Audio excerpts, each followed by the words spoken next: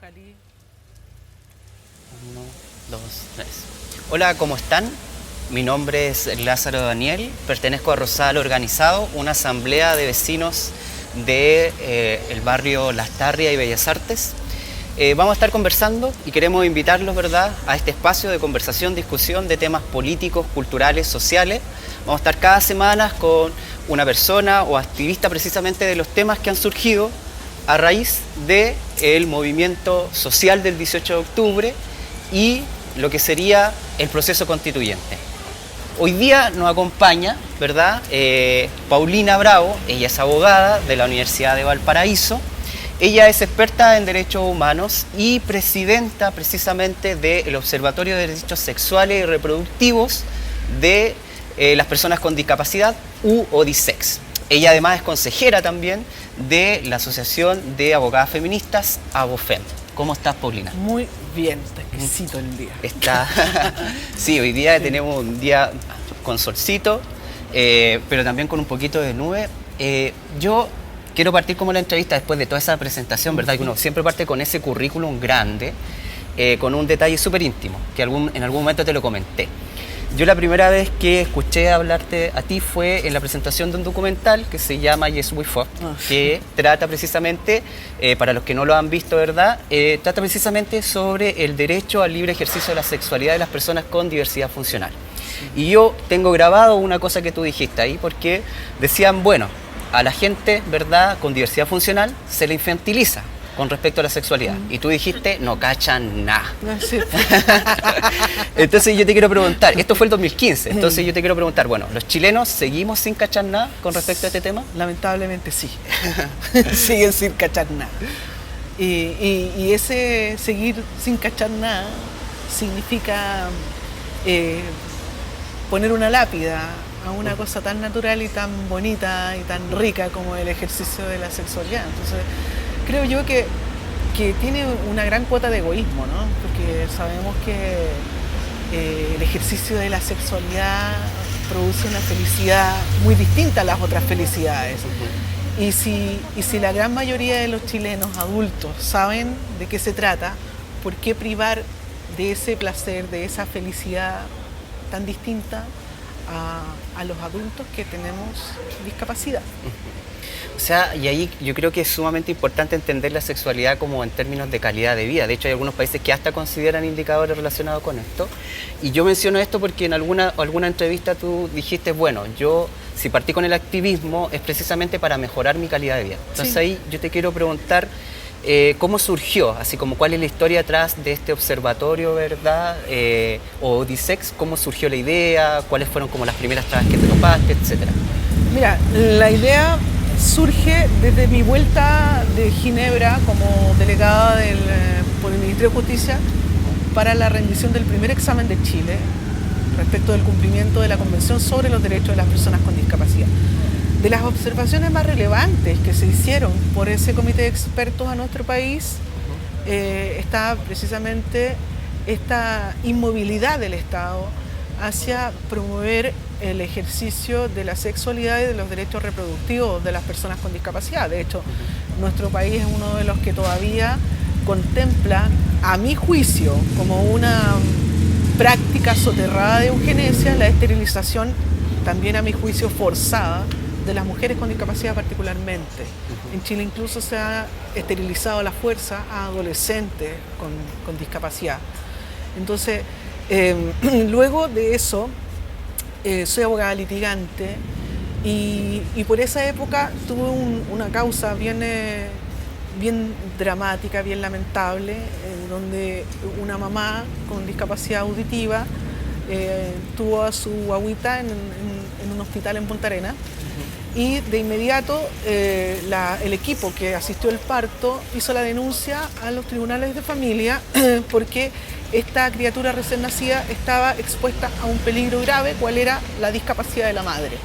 Y el tribunal de familia decretó una medida cautelar que se tradujo en separar de inmediato a ese bebé de su mamá. Y comenzaron a buscar una alternativa de cuidado personal.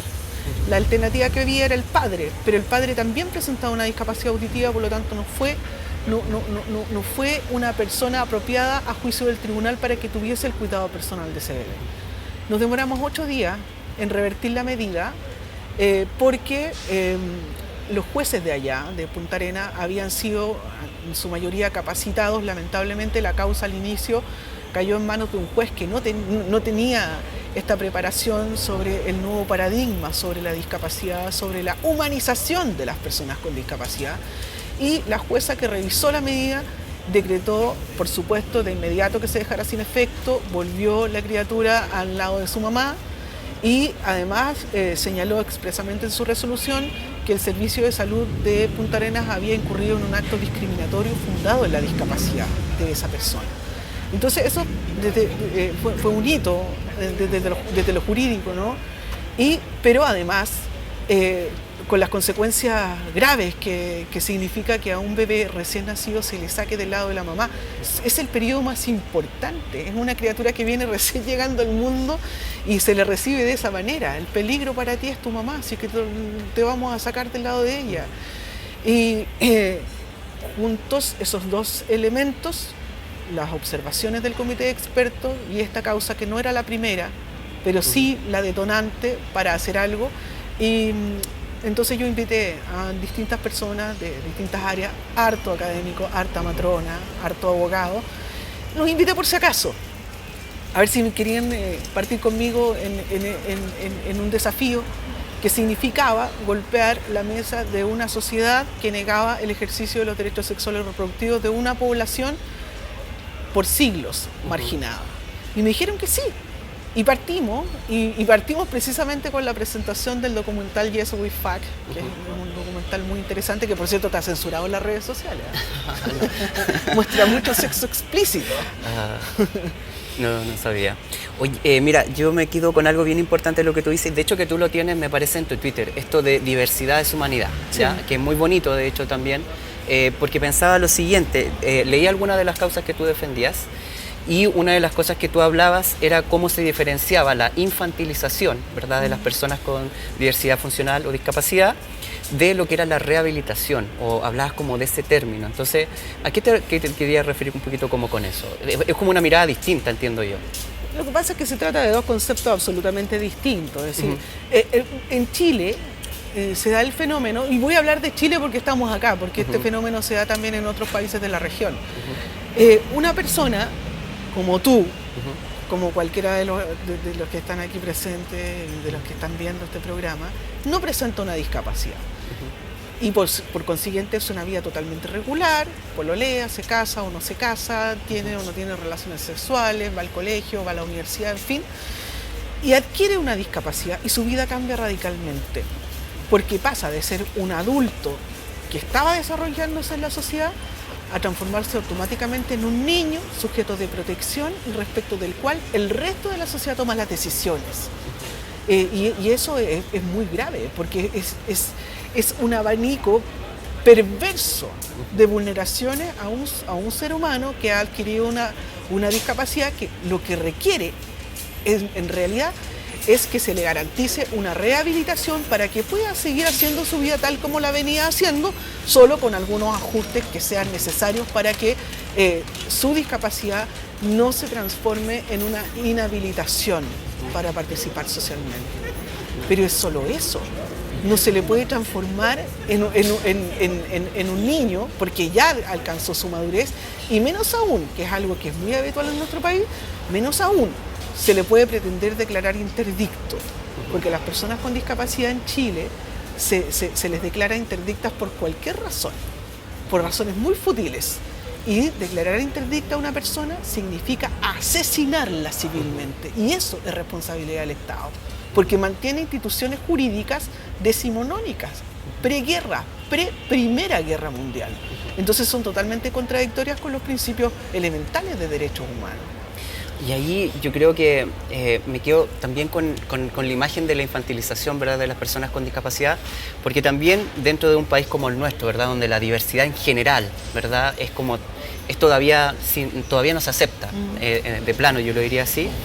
También, por ejemplo, las personas con discapacidad por esta infantilización, no se piensa, por ejemplo, que también hay diversidad, dentro de esa misma discapacidad. Sí, claro. Como por ejemplo, y hablando del mismo tema que nos está convocando ahora, con respecto como a las opciones sexuales que podría tener. O sea, hasta ese punto, o sea, eres tan infantil que tampoco puedes decidir en realidad si, por ejemplo, también te puede gustar una persona de tu mismo sexo. Sí, mira, hace un tiempo atrás yo escribí una columna sobre ese punto, concretamente, porque en el caso de las personas con discapacidad, vinculado esto directamente con la rehabilitación, es mucho más grave aún, porque efectivamente vivimos en un país que tiene una especie de repulsión a todo lo que sea diverso. Y si nos vamos concretamente al plano de la diversidad sexual, todavía estamos en un país que considera eso como una conducta inmoral. Luego tenemos que en Chile, dado que el Estado no se responsabiliza de la rehabilitación de las personas, esta rehabilitación mayoritariamente está en manos de organizaciones en un porcentaje altísimo religiosas. Entonces, mi orientación sexual puede chocar gravemente con los principios que rigen a esa organización que me está ofreciendo gratuitamente la posibilidad de rehabilitarme. Entonces, como persona homosexual, además de ser discriminada por la sociedad en general, porque no acepta mi diversidad, no acepta mi condición humana como un agente diverso dentro de la sociedad, dentro de este grupo de ya discriminados, en razón de nuestra condición humana, que es la discapacidad, existe también discriminación en razón de mi orientación sexual. Entonces las personas con discapacidad, que además son homosexuales, son seriamente discriminadas por todo el entorno social y prácticamente no encuentran un espacio. Es como un doble asesinato, por finalmente. Supuesto. Y ahí, por ejemplo, es especialmente importante la implementación de la ley Zamudio, ¿verdad? A partir del 2012. Hay algunos datos que yo más o menos estuve viendo, que la ley Zamudio, más o menos hasta el 2019, habían 400 causas, pero solamente 90 habían sido finalizadas. En algún momento tú has señalado, a partir de esto mismo, ¿verdad?, que si bien tú has utilizado la ley Zamudio porque es lo que hay, Sí. tú también tienes muchas críticas a esta ley que precisamente viene a resolver algunos como temas que estamos tratando ahora. Sí, mira, de hecho escribí también a propósito de eso una columna, porque la ley Zamudio, en términos generales, se ha rechazado en su ejercicio, sobre todo por el grupo social que la catapultó como norma, que es el colectivo nacional chileno de diversidad sexual. Es una ley defectuosa. Entonces yo digo, bueno, nosotros, que estamos acostumbrados a ser designados como defectuosos, vamos a utilizar esta norma defectuosa. Y efectivamente, todas las estadísticas muestran que mayoritariamente la ley Zamudio ha sido utilizada para exigir la restitución de derechos de personas con discapacidad. Es decir, dentro de todas las hipótesis de discriminación que contempla la ley Zamudio, la más ejercida ha sido por causa de discapacidad, aun cuando esa ley, y esto también es una crítica que le hizo el Comité de Expertos a Chile, hace sinonimia la discapacidad con la enfermedad. Y eso es grave para un país que en el año 2008 asumió un nuevo paradigma sobre la discapacidad.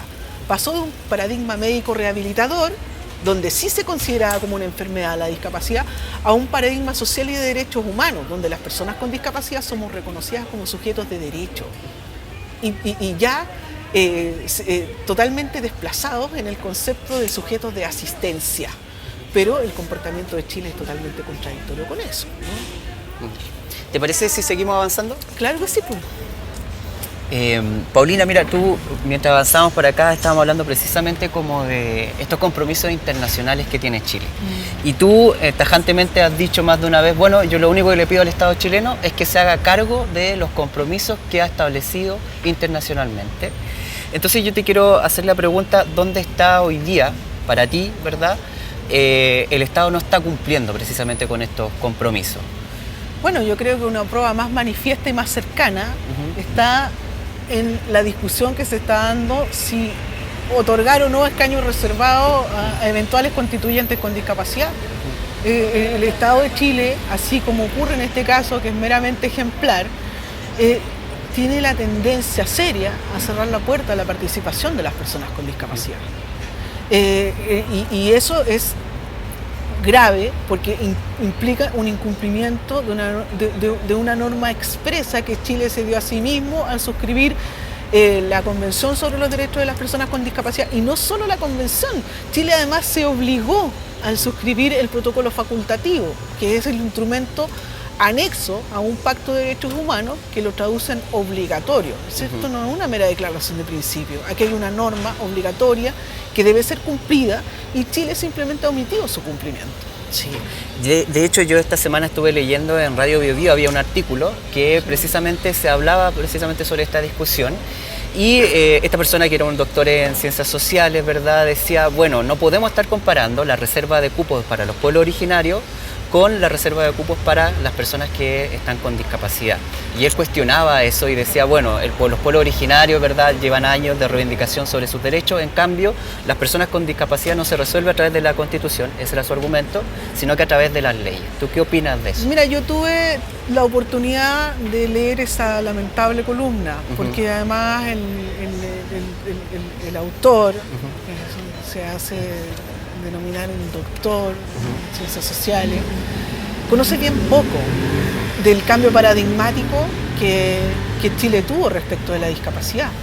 Porque en estricto rigor él está invitando a resolver lo que él considera un problema de la discapacidad a través de las mismas vías que se han utilizado siempre. Es decir, el Estado hágase cargo de este grupo de gente, desvalida y promueva su satisfacción, pero eso no es cuento nuestro. Esta es una gente a la que hay que darle una solución a un problema, pero en caso alguno podemos permitirle su participación. Es decir, el autor de esa columna, en estricto rigor, lo que hace es castrarnos una parte importante como seres humanos, participativo, como ser social. Nosotros, la Convención dice expresamente que las personas con discapacidad nos reconocen nuestra calidad de ser humano. En el año 2006, un pacto de derechos humanos reconoce nuestra calidad de ser humano, pero además dice que las personas con discapacidad somos indispensables, fundamentales para el desarrollo de los pueblos. Y eso es así, porque la Convención es una conquista nuestra. Los espacios que se han abierto en Chile para la inclusión han sido conquistas nuestras. Y esos espacios que se han abierto por nosotros también les han sido útiles a otras personas que no presentan una discapacidad. Si nosotros conseguimos que en los lugares urbanos, incluso rurales, sea obligatorio la construcción de rampas de acceso, eso no solo nos sirve a nosotros como personas con discapacidad, también le sirve a la señora que va con el coche con la guagua, al que va con el carrito de la feria, ¿no es cierto? Nos mejora a todos la calidad de vida. Entonces, mientras existan unos pensamientos como el de este doctor, un pensamiento bastante cavernario, por cierto. Que otra forma de infantilización, por cierto, también por de supuesto. Lo que hemos hablado. Y es muy cavernario, porque eso es estar fuera del actual contexto de derechos humanos. Y ahí se produce una gran dicotomía que yo critico siempre. ¿Cómo es posible que siendo una persona promotora de derechos humanos caiga en el error tan grave de vulnerar, de violentar otros derechos humanos que él no considera tan importantes? Sí. Eso es contradictorio y ahí el discurso es con donde yo no se lo compro. No se lo compro ni para un lado ni para el otro. Y allí, por ejemplo, hace poco, creo que fue el 30 de octubre, se aprobó en la Comisión del Senado por 3 votos a favor y 2 en contra, como los cupos que iban a ir por las listas, ¿verdad?, para la constituyente. De hecho, se aprobó que fuera un 5% con los partidos políticos y una persona cada 6 para los pactos que sean libres. Eso es lo que se aprobó. En un comienzo se habló de un 10% de personas con discapacidad. ¿Te parece como que refleja ese porcentaje, esa baja, la cantidad de personas que tienen algún tipo de diversidad funcional o discapacidad?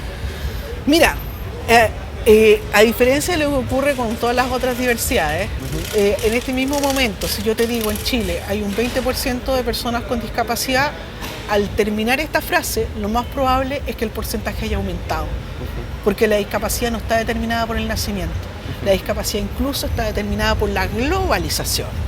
En este momento deben haber 10 accidentes automovilísticos en cualquier parte de Chile, y de esos 10 accidentes automovilísticos a lo mejor una persona murió, pero por lo menos 5 adquirieron una discapacidad. Por lo tanto, el porcentaje va aumentando cada vez. Y es la resistencia anacrónica, por supuesto, de los parlamentarios a pensar, a reconocernos a nosotros nuestra participación como individuos, individuos opinantes, miembros igualitarios de la sociedad, porque siguen pensando que uno nace así, po. Entonces, como es muy extraña la forma de pensar, más bien no la forma de pensar, sino la porfía, la resistencia a considerarnos como sujetos participantes. Entonces, en estricto rigor, si hablamos de un 10% o hablamos de un 20%, nunca vamos a errar en la cifra, porque los porcentajes siempre van a ir aumentando de personas con discapacidad. Ahora, el problema grave que yo veo en esta discusión es precisamente la discusión. ¿Por qué un país que ratificó un pacto de derechos humanos hace más de 10 años, que garantizó que iba a asumir como un deber de Estado el asegurar la participación de las personas con discapacidad, hoy día nos tiene en un triste debate donde parece bien aterrador que un porcentaje de personas con discapacidad vayan a sentarse a discutir como los grandes, como adultos? En el fondo, lo que ellos están pensando es como, ya, bueno, es como darle un escaño a un niño de 7 años para que venga a discutir con nosotros cosas de grandes. Y eso es muy lamentable, se ve muy feo desde afuera. Sí, y el problema es que, y también tú lo has señalado, no solamente como que has criticado esta visión, ¿verdad?, como en el status quo, en el Estado, incluso lo has criticado en los mismos movimientos que han surgido. En algún momento tú señalas que el movimiento feminista, por ejemplo, las ve como las hermanas menores. ¿Qué faltaría también, diría yo ahora, como en el otro lado, las personas que quizás están como con la intención, ¿verdad?, de cambiar cosas? ¿Qué falta todavía para que nosotros integremos, ¿verdad?, de manera efectiva? O en el caso mismo de las feministas, ¿qué crees tú que faltaría ahí? Mira, yo con las feministas he tenido unos rounds bastante feroces, donde combos más venían que iban, te lo puedo. Entonces, la respuesta que me han dado muchas feministas, yo creo que es una respuesta transversal, es que la discapacidad es tarea de todos. Entonces yo les digo, bueno, a ver, yo estoy hablando con una feminista, yo quiero que me responda como feminista, no como don Francisco, porque si me van a preguntar a don Francisco me va a decir eso mismo. Y ocurre que las mujeres con discapacidad somos mujeres igual que las demás, tenemos demandas distintas, es evidente, porque la sociedad a nosotros nos ha marginado mucho más. Recuerdo que hace algún tiempo hubo acá en Chile una cumbre iberoamericana, donde vinieron alcaldesas de toda Iberoamérica, un evento muy bonito que se hizo en el Cerro Santa Lucía. Y ahí la presidenta Bachelet, que estaba gobernando en aquella época, decía, nosotros hemos avanzado como mujeres, pero estamos atrasados por lo menos 200 años respecto de los hombres. Y yo en ese momento saqué una conclusión bien triste. Las mujeres en general están atrasadas 200 años respecto de la evolución participativa y social de los hombres, pero las mujeres con discapacidad vamos como en 500 años de atraso, porque ni las propias mujeres nos consideran en sus reivindicaciones. Cuando nos ponemos en el plano del feminismo, las mujeres siguen pretendiendo decidir por nosotras. Y fue una prueba grave, a mi juicio, y muy difícil de resolver lo que ocurrió con la ley del aborto en 3 causales, donde no se nos permitió la participación, donde las mujeres que no presentan discapacidad hablaron por nosotros, y ocurre que a una chica, a una adolescente de 14 años, esa ley le confiere más facultades que a una mujer adulta con discapacidad. Y eso es muy serio. Yo le pregunté a la Corporación Humana en un debate que tuvimos, ¿por qué ustedes hicieron eso? Y el lavado de manos fue peor que el bíblico. Entonces... Sí, y bueno, y como te decía, yo creo que también tú has planteado como ciertas críticas, ¿verdad?, como al movimiento feminista, pero también has criticado el movimiento como del 18 de octubre a la fecha. Alguna vez señalaste también esto de, bueno, Chile despertó, pero nosotros como que no nos hemos levantado, algo así decían las personas con discapacidad también. ¿Por qué tienes como esa visión más crítica también de este movimiento? Bueno, porque sin duda somos muchas las personas con discapacidad que estamos de acuerdo con este movimiento, con este levantamiento social tan bonito. Y de hecho, del movimiento social, de la represión contra ese movimiento social, nacieron a la vida de este país a lo menos 400 personas nuevas con discapacidad, producto de la represión policial. Entonces, la discapacidad no es un tema ajeno a la gran revuelta social de nuestro país. Sin embargo, toda la reconfiguración topográfica que ha surgido necesariamente producto de esta revolución social nos perjudica a nosotros. El otro día me incluyeron a mí dentro del grupo de personas defensoras de los derechos de los semáforos. Entonces, no, pero por supuesto, si yo vengo desde hace mucho tiempo exigiéndole a la autoridad pública que los semáforos sean también accesibles para las personas con discapacidad visual, porque nosotros también pagamos impuestos, no le estoy pidiendo un favor. Lo hice con el alcalde, se lo pedí a la señora Rubilar cuando era intendenta, se lo pedí personalmente. Al alcalde no, pues no lo conozco personalmente, pero a él sí le puse por ahí un tuit y le decía: alcalde, póngase con los pitos. Por favor, póngase con los pitos. Por supuesto, nunca me respondió. Para nosotros es vital. En este momento, para cruzar la calle, yo necesito escuchar el motor del auto que tengo a mi derecha, porque a mi izquierda no escucho prácticamente nada. Y el auto puede estar más atrás, puede estar más adelante, puede estar el pastelito jugando con el acelerador. Y yo, cuando juegan con el acelerador, que les gusta mucho a los conductores chilenos hacer eso en la esquina, justo en el semáforo, entonces yo estoy todo el rato pensando: cruzo o no cruzo, cruzo o no cruzo. Y de pronto eso se conjuga con toda la contaminación ambiental, los ruidos, las micros viejas, ¿no es cierto? Los vendedores ambulantes, los cantantes callejeros que utilizan además unos altoparlantes. Entonces, para las personas ciegas en las grandes urbes chilenas, para nosotros significa un acto extremadamente temerario cruzar la calle. Y eso se simplificaría con un pito, como existe en los países desarrollados, ¿no es cierto? Ahora, después del estallido social, sobre todo acá en nuestro barrio, acá en Las Tarrias se perdieron todos los semáforos. Sí. Entonces, a mí, yo no pude más venir sola a Las Tarrias. Entonces, claro, Chile despertó, pero me cortó a mí una tremenda cuota de autonomía, porque yo no puedo cruzar sola la calle. No puedo, porque hay que estar mirando, ¿no es cierto? El semáforo no está funcionando. Entonces, si nos vamos a poner en ese plano, sí, no me avergüenza ni siquiera un poquito que me digan defensora de los derechos de los semáforos, porque es mi vida la que está en juego. Sí, no, y es necesario. Y qué importante también lo que señalas, por ejemplo, tú vives acá, vives en este barrio, y ahora para ti este barrio es ajeno. Sí. O sea, y en estricto rigor, como que la ciudad cambió a partir del estallido social precisamente para ustedes. Y en ese caso, quizás quiero llevarte como a otro lugar del espacio que estamos hoy día, que es el barrio, ¿ya? ¿Cómo tú entenderías, por de verdad, como en estos territorios, cómo deberíamos trabajar precisamente para entrar a estas discusiones que estamos teniendo, donde uno de los temas es la discapacidad? ¿Cómo el territorio, cómo Bellas Artes, Las Tarrias, cómo las personas podríamos involucrarnos también? Bueno, yo creo que aquí lo que hace falta es un ejercicio de empatía. Ahora, yo creo, yo conozco a hartos vecinos de aquí del barrio y la gente es bien viaja por acá, pues. Entonces, ni siquiera pido que nos pongamos a inventar. Pensemos cuando hemos viajado a Portugal, por ejemplo, cuando hemos viajado a otros países europeos, España, Francia, qué sé yo, como lugares tan antiguos, con monumentos patrimoniales milenarios como es, por ejemplo, el Coliseo Romano, tienen accesibilidad. Ahí puede entrar cualquier persona. No hay ningún obstáculo sin haber interferido de manera grotesca un monumento tan importante como ese, ¿no? Y yo, la verdad, no creo que en todos estos países se haya hecho una comisión de personas con discapacidad para que vienen a asesorar a la gente que trabaja haciendo accesibles las ciudades. Yo creo que aquí tanto como en Europa, en Estados Unidos también, los lugares son muy accesibles.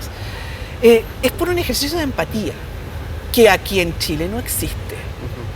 Bastaría pensar, a ver, yo si tengo un accidente mañana ¿voy a poder subir estas escaleras y voy a poder visitar este museo? Probablemente no. Pero lamentablemente nosotros, el chileno tiene una muy mala costumbre de mirarse siempre el ombligo nomás. Sí. Entonces, yo recuerdo que hace un tiempo atrás tuve una seria discusión con la gente de acá del museo que está en el Parque Forestal, frente al castillo. Museo Bellas Artes. El Bellas Artes. Porque ofrecían ellos había una réplica del David. Y decían, advertimos que no se puede tocar. Entonces yo, fue todo por las redes sociales, me dije, bueno, yo soy una persona ciega, por lo tanto, si quiero visitar esa escultura, yo necesito tocarla. Ah, no, pero es que no se va a poder. A ver, yo toqué el David en la Galería del Arte en Florencia, el verdadero David. ¿Cómo me venía a decir que no puedo tocar una cuestión que es una imitación? No, es que no se puede, y si tú quieres, si tú tienes alguna idea de cómo poder hacer esto, entonces mándanos un correo, que por supuesto jamás me respondieron. Entonces, luego les digo, bueno, a ustedes les están pagando para esto.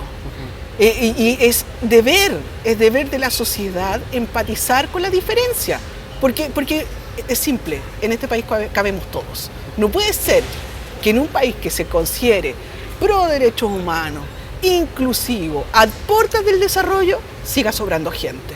Y aquí las personas con discapacidad sobramos. Basta ver simplemente la infraestructura de los barrios, no solamente del nuestro, también de los barrios vecinos. Mira, yo creo que con esta invitación, obviamente, a la empatía, te voy a invitar como al siguiente lugar, que sigamos caminando. ¡Vamos!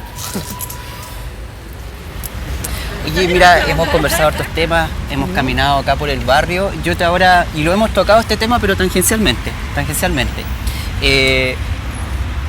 Y es precisamente como el proceso constituyente que se nos viene. Ya es como el tema que tenemos que discutir hoy en día.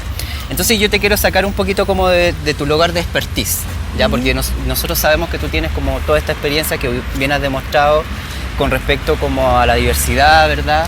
Pero si te pregunto a ti como ciudadana, ¿qué otros temas deberían estar como siendo priorizados dentro de la discusión constituyente? Bueno, yo creo que la propia Constitución a nosotros nos dice cuáles son los temas prioritarios, ¿no es cierto?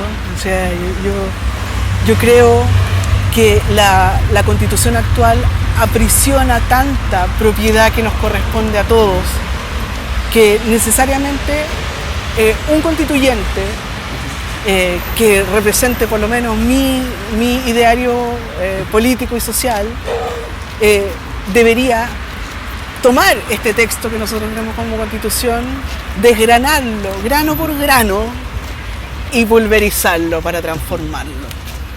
Entonces, en estricto rigor, ahí sin duda alguna que la participación de todas las personas en Chile, sin excepción, es esencial. Pero creo que esencial, por sobre todas las cosas, es desarmar esta estructura. Y ahí no sé qué podría pasar, ¿no es cierto?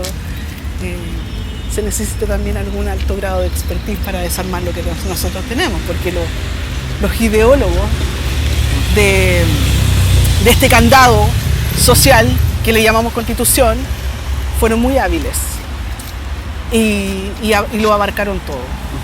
Y nosotros somos una sociedad acostumbrada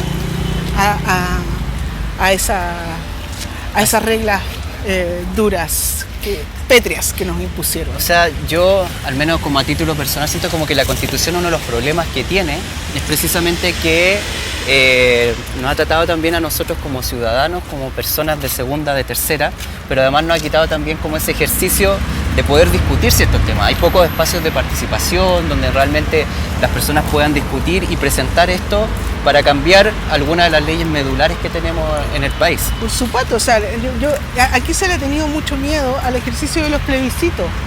Hay países del mundo como Suiza, por ejemplo, son plebiscitos a cada rato.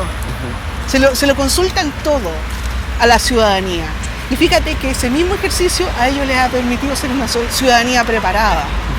Porque el suizo, en términos generales, antes de votar por quién le va a representar, se preocupa de leer su planteamiento, su postura, su proyecto, la propuesta, y luego decide. Pero eso es un ejercicio que se logra con el ensayo, con la práctica, y a nosotros lamentablemente se nos castró la práctica con esto. Oye, Paulina, mira, ya como que vamos a ir cerrando la entrevista y quiero terminar también como con un detalle personal, ya de las cosas como que estuve investigando de lo que tú has señalado durante los últimos meses. Y tú decías, bueno, yo con la sociedad chilena tengo una relación como de una pareja porfiada, ¿verdad? Entonces como que tú decías, bueno, es como una pareja porfiada en la cual yo no creía, ¿verdad? Pero me encanté nuevamente a partir del 18 de octubre, pero también post pandemia, post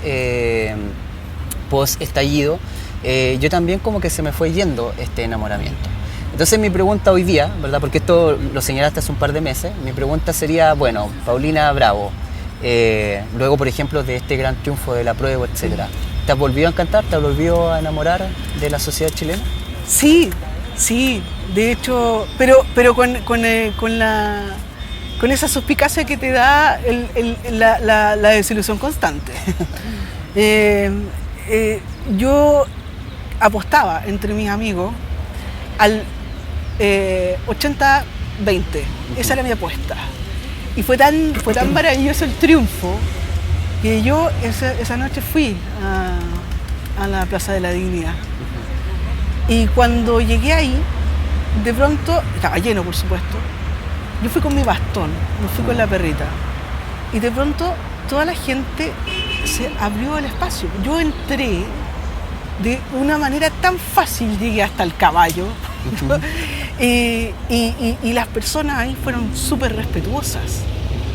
Y yo no sé si fue producto del fervor, que también puede ocurrir en el enamoramiento, ¿no es cierto? De repente como la intensidad. Claro, la pasión hace que uno se reencante porque tu objeto del deseo está ahí también comportándose de la manera esperada. Sin embargo, luego salgo a la calle y una cosa tan simple como el mirar por dónde vas caminando, porque has sido dotado de la vista, y en lugar de mirar, haces el ejercicio prepotente de asumir que el resto tiene que evadir tu arrolladora presencia, entonces ahí eso empieza a hacer dudar de nuevo. Porque la gente que circula por nuestro barrio tampoco es tan distinta, ¿no? Acá circula casi siempre la misma gente. Y son las mismas personas, en su mayoría, que estaban con nosotros aprobando el derrocamiento definitivo de una dictadura militar. Y eran las mismas personas que querían, igual que nosotros, que este país fuese para todos. Y resulta que son esas mismas personas que en lugar de mirar la vereda van con una conducta prepotente arrollando a las personas que no pueden verle, porque prefieren mirar su teléfono. Yo digo, a lo mejor está tuiteando sobre la inclusión. Seguramente está tuiteando sobre la inclusión. Entonces, se está sacando una selfie contigo. Claro. Entonces es muy curioso el comportamiento dicotómico, y ese comportamiento dicotómico, al igual que cuando tú te enamoras de alguien, me hace dudar en si podemos o no hacer un proyecto juntos. Sí, sabes que yo en todo caso no creo que es bueno que nosotros como que tengamos esa duda siempre, como con la sociedad y sobre todo también con el proceso constituyente que se viene. O sea, que no nos confiemos tampoco ni por el triunfo ni por ese 80%. Y para cerrar, yo quiero hacerte como una consulta, porque vi en redes sociales que había gente que de hecho decía, yo quiero que Paulina Bravo sea mi representante de la constituyente, ¿ya? Habemos algunos que creemos que tú podrías estar capacitada para esto, no solo por tu experiencia, ¿verdad? Con tu trabajo, con toda defensa de derechos, con lo que estás haciendo en OISEC, etc. ¿Tú te visualizarías en ese lugar? ¿Te lo has pensado, etcétera? Sí, sin duda. O sea, con toda responsabilidad te digo que yo cuento con las capacidades para ejercer un cargo tan honroso como ese. Pero, sin duda, que de hacerlo, porque además yo no estoy afiliada ni a ningún partido político ni a ninguna iglesia, no tengo afiliación política ni religiosa, entonces necesitaría un cupo independiente. Y ahí está la duda que siempre se cierne sobre las personas con discapacidad, porque la discapacidad se confunde con la incapacidad. Entonces, no sé, he solicitado cupo en algún partido político que por supuesto tenga una tendencia ideológica como la mía. Yo no voy a ir a pedirle un cupo independiente a la UDI o Renovación Nacional o Evópolis, no lo voy a hacer.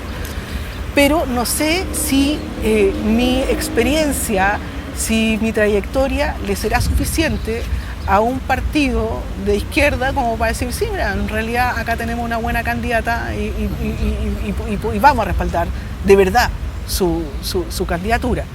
Luego, de lograr un cupo como independiente, yo ese trabajo como constituyente también lo transformaría en un trabajo colectivo.